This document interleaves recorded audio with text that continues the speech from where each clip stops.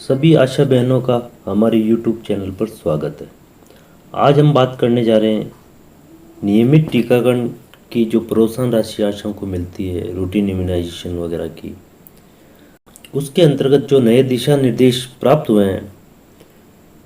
Mission निदेशक महोदय का पत्र क्रमांक 4306 दिनांक 5/7/2021 को, जिसमें वित्तीय वर्ष 2021-22 में नियमित टीकाकरण कार्यक्रम के अंतर्गत आशा सहयोगिनियों को विभिन्न गतिविधियों हेतु दी जाने वाली प्रोत्साहन राशि के दिशा निर्देश के क्रम में, यानी कि जो सोशल मोबिलाइजेशन के अंतर्गत आशाएं टीकाकरण करवाती है, तो उसके अंतर्गत नवीन गाइडलाइन आई है।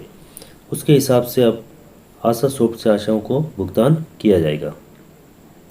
तो उस गाइडलाइन में क्या लिखा है उसके बारे में हम आज विस्तार से बात करेंगे कि आशाओं को क्या क्या नया मिला है और आशाओं को किस मद में कटौती की गई है।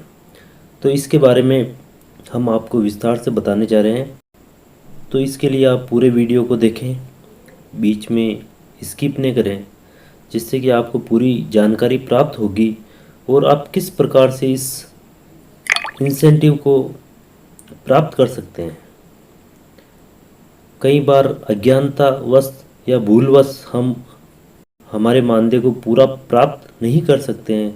इसके लिए हमें पूरी गाइडलाइन की अच्छी तरह से जानकारी होना बहुत ज़रूरी है।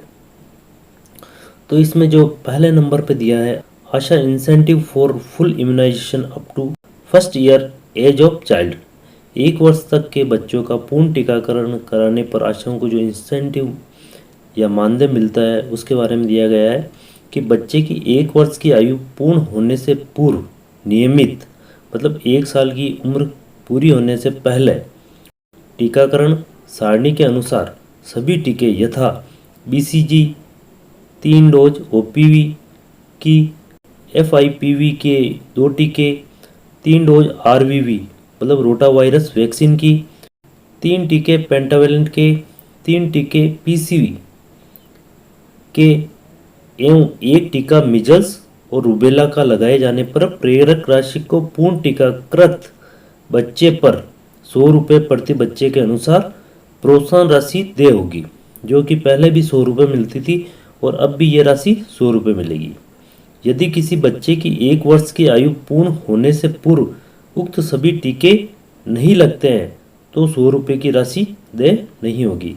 अगर 1 साल पूरा हो गया है, इनमें से कोई भी टीका अगर छूट गया है, तो ऐसी स्थिति में आशा को यह राशि नहीं मिलेगी।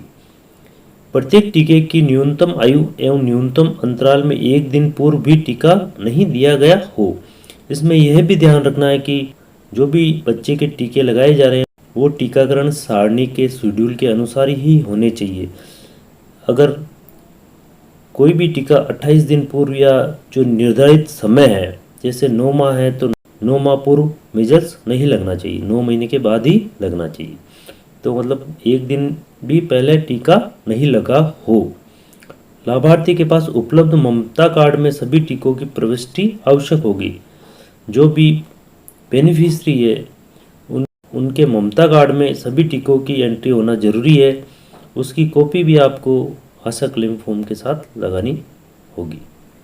एनएम के RCH रजिस्टर में सभी टीकों की प्रविष्टि आवश्यक होगी। अगर एनएम के RCH रजिस्टर में एंट्री है तभी वो ममता कार्ड में करेगी।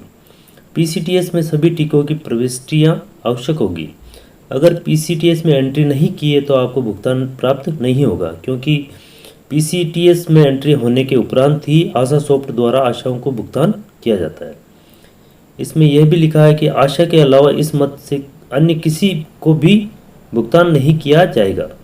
अगर आंगनबाड़ी कार्यकर्ता, सहायिका वगैरह ये टीके लगवाती है तो उनको ये राशि नहीं दी जाएगी। इसके बाद में जो व्यय है वो है ASHA incentive for complete immunisation up to 2nd year age of child.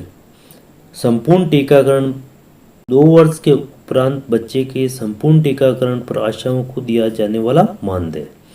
बच्चे की आयु 2 वर्ष पूर्ण होने से पूर्व नियमित टीकाकरण सारणी के अनुसार 2 वर्ष तक की आयु पर लगने वाले सभी टीके यथा OPV बूस्टर तथा DPT की प्रथम बूस्टर डोज एवं मीजल्स रूबेला की द्वितीय डोज लगने पर प्रेरक राशि को संपूर्ण टीकाकृत बच्चे पर 75 रुपये प्रति बच्चे के अनुसार प्रोत्साहन राशि दे होगी। जो पहले ये राशि 50 रुपये मिलती थी, अब इसको बढ़ा के 75 रुपये कर दिया गया है, यानी कि इसमें आशाओं को 25 रुपये का फायदा हुआ है। यह आवश्यक है कि ऐसे 2 वर्ष के बच्चे जिन्हें 1 वर्ष पूर्ण होने पर टीकाकरण सारणी के अनुसार सभी टीके नहीं लगे हैं तो 75 रुपये की राशि दे नहीं होगी। इसमें यह भी ध्यान रखना होता है कि जिन बच्चों का आपने मिजल्स या पूर्ण टीकाकरण का पैसा उठाया है, उन्हीं बच्चों के संपूर्ण टीकाकरण पर आपको ये राशि मिलेगी। यानी कि जिस बच्चे के अगर पूर्ण टीकाकरण से पहले एक भी टीका अगर छोड़ दिया है तो ऐसी परिस्थिति में ये राशि दे नहीं होगी। इसमें भी आशा के अलावा इस मद से अन्य किसी को भी भुगतान नहीं किया जाएगा, यानी कि ये राशि भी आशाओं को ही मिलेगी। इसके बाद में ASHA incentive for DPT second booster at the age of 5 and 6 year child, यानी कि डीपीटी सेकंड बूस्टर की खुराक पर 5 से 6 साल पर आशाओं को दिया जाने वाला मानदेय। बच्चे की 5 से 6 वर्ष की आयु पर नियमित टीकाकरण सारणी के अनुसार डीपीटी सेकंड बूस्टर डोज लगने पर प्रेरक आशा को ऐसे टीकाकृत बच्चे पर 50 रुपये प्रति बच्चे के अनुसार प्रोत्साहन राशि दे होगी। यानी कि जो बच्चे 5 से 6 साल के हो गए हैं, उनके अगर डीपीटी सेकंड बूस्टर डोज अगर लगाई जाती है तो ऐसी परिस्थिति में आशाओं को 50 रुपये, ये इंसेंटिव आशाओं के लिए नया प्रारंभ हुआ है, तो उन बच्चों की भी आपको 50 रुपये मिलेंगे। यानी कि जो बच्चे आपके 5 से 6 वर्ष के बीच में हैं, उनके आपको डीपीटी सेकंड बूस्टर डोज लगवानी है और ऐसे सभी बच्चों के आपको 50 रुपये के हिसाब से भुगतान किया जाएगा। इस प्रकार ये इंसेंटिव आशा के नया प्रारंभ हुआ है। उसके बाद में सेकंड नंबर पे है मोबिलाइजेशन ऑफ चिल्ड्रन थ्रू आशा और अदर मोबिलाइजर। मतलब MCHN दिवस के दिन बच्चों का आशा और किसी अन्य के द्वारा अगर मोबिलाइजेशन किया जाता है तो उनको दिया जाने वाला मानदेय। बच्चों को टीकाकरण हेतु प्रत्येक गांव शहर में MCHN दिवस टीकाकरण सत्रों में आशा सहयोगिनी अथवा अन्य सोशल मोबिलाइजर, जिसमें आंगनबाड़ी कार्यकर्ता, सहायिका या अन्य कोई व्यक्ति, स्वास्थ्य मित्र वगैरह वो भी हो सकते हैं, के द्वारा लाया जाएगा, जिसके लिए उसे प्रति सत्र 150 रुपये की दर से राशि दी जाएगी। MCHN दिवस के पहले आशा को 200 रुपये मिलते थे, लेकिन अब ये 150 रुपये कर दिए गए हैं। इस प्रकार 50 रुपये का आशा को यहाँ नुकसान हो रहा है। ये सुनिश्चित किया जावे कि उक्त कार्यकर्ता गांव की सभी गर्भवती महिलाओं को TD यानी टिटनेस और डिप्थीरिया के टीकाकरण तथा 10 एवं 16 वर्ष की आयु के समस्त बच्चों को जिन्हें TD का टीका लगाया जाना है एवं 0 से 5 वर्ष तक के सभी बच्चों को टीकाकरण हेतु MCHN दिवस टीकाकरण सत्रों पर एकत्रित करने का कार्य करेगी। यदि किसी ऐसे गांव जिसमें एक से ज़्यादा आशा कार्यरत है तथा गांव में एक ही टीकाकरण सत्र निर्धारित है और सभी आशाएं अपने क्षेत्र के गर्भवती महिलाओं, बच्चों को टीकाकरण सत्र पर लेकर आती है, तो प्रत्येक आशा सोशल मोबिलाइजर को राशि 150 रुपये का भुगतान किया जाएगा। यहाँ समझने वाली बात यह है कि अगर किसी गांव में 2 आंगनबाड़ी है और वहाँ पर एक ही सत्र का आयोजन किया जा रहा है, लेकिन वहाँ दोनों जगह दोनों आंगनबाड़ी क्षेत्र की आशाएं अपने अपने क्षेत्र के लाभार्थियों को टीकाकरण सत्र पर लेकर आती है, तो दोनों आशाओं या दोनों सोशल मोबिलाइजर को ये राशि 150 रुपये का भुगतान किया जाएगा।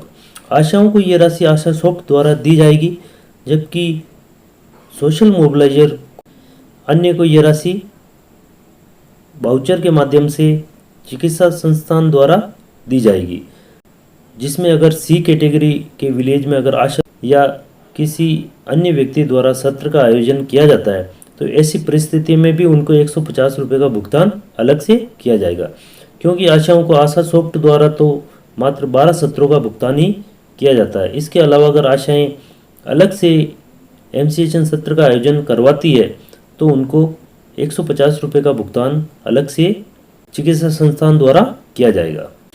अतः अब जो आशाओं को भुगतान या मानदेय की राशि प्राप्त होगी सोशल मोबिलाइजेशन के अंतर्गत, तो उन्हें ये राशि नए दिशा निर्देशों के अनुसार ही प्राप्त होगी।